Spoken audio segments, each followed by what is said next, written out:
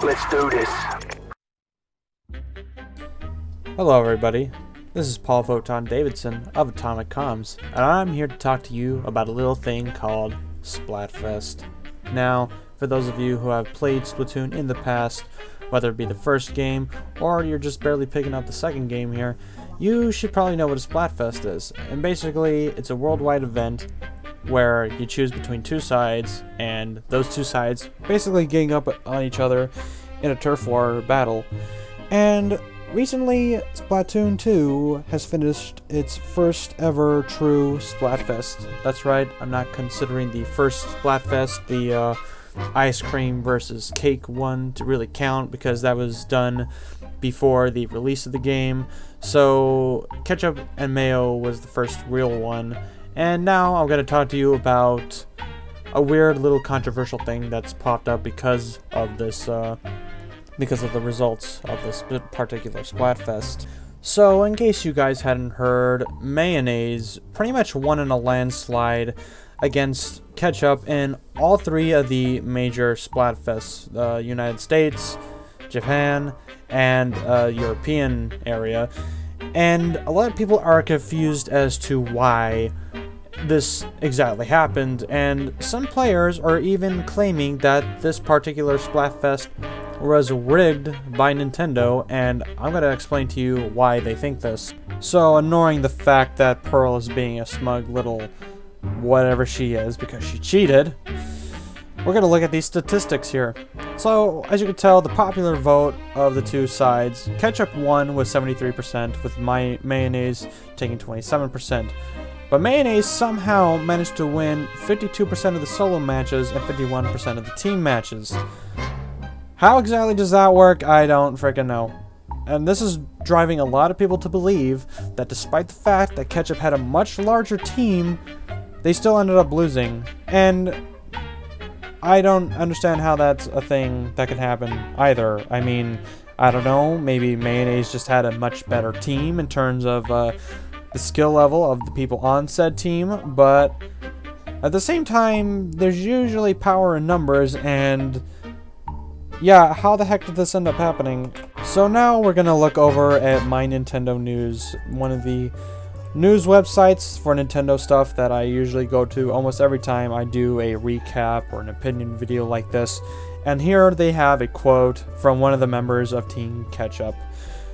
You'll note that ketchup, 73%, kicked mayo's ass, 27%, when it came to the votes. Not surprisingly, really, when you consider that Marina, the Octoling, was on Team Ketchup, and everyone loves Marina.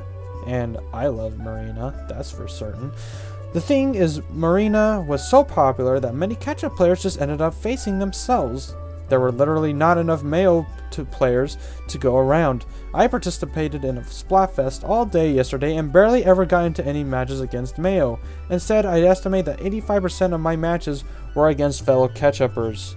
Might I add, though, that whenever this happens, where your team essentially goes up against another team that is at the same time on the same side as you, those don't count toward your tallies, in which, you know, so basically, because of the fact that so few people had chosen Team Mayo, it was essentially impossible for Team Ketchup to really get any sort of sort of advantage since they were essentially going up against themselves, and none of those battles really counted. So pretty much there was no point to fighting any of those battles, and because Mayo was more likely than not getting into battles with Ketchup, they were garnering more points and such.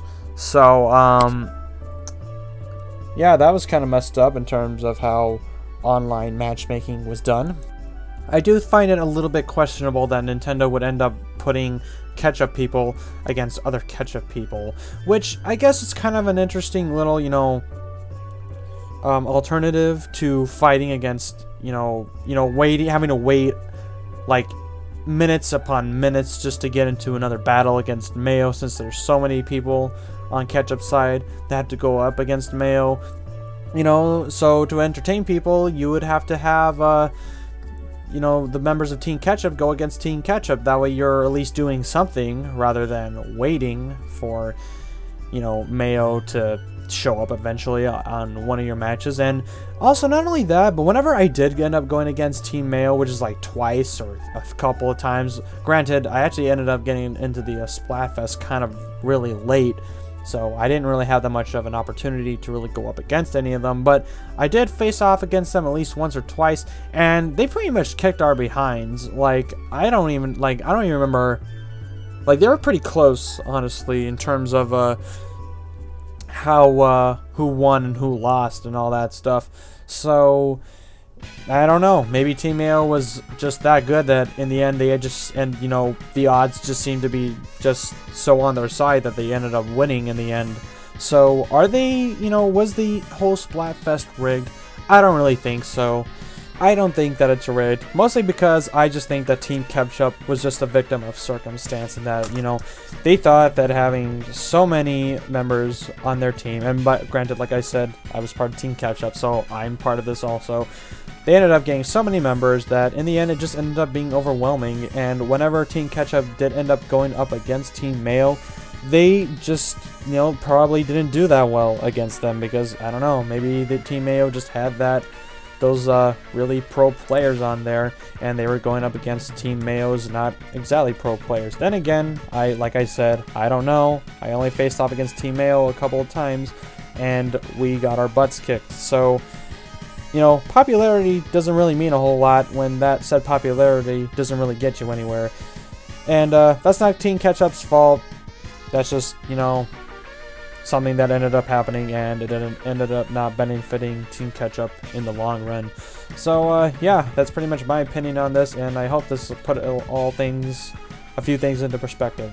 So that'll do it for this opinion video, guys. It's been a long time since I've done one of these. I've honestly missed doing a lot of these, and I thought that maybe, this little subject matter was actually kind of interesting in my part, because a lot of stuff has been going on with Nintendo lately, because there's been that drama with Metroid, Samus Returns thing, some content being locked behind the amiibo and all that, and Splatoon 2 of course is still fresh in everyone's mind, and it's been doing really well on the Switch, and the Switch has been doing really well also, that I just wanted to be able to talk about stuff again, and I'm really happy to be making videos again. And I'm still doing a Let's Play on Splatoon 2, and I'm going to be trying to make those videos as fast as possible, at least once every day.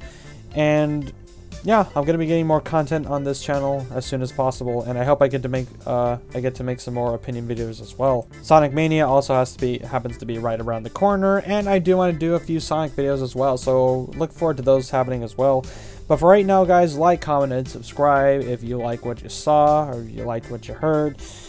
I really appreciate it, guys. It would mean a lot to me if you did that. It helps me out a lot, and you'll get to see more stuff like this later in the future. So thank you guys for stopping by. Watch more of my stuff, why don't you? And I'll see y'all next time. Have a good one.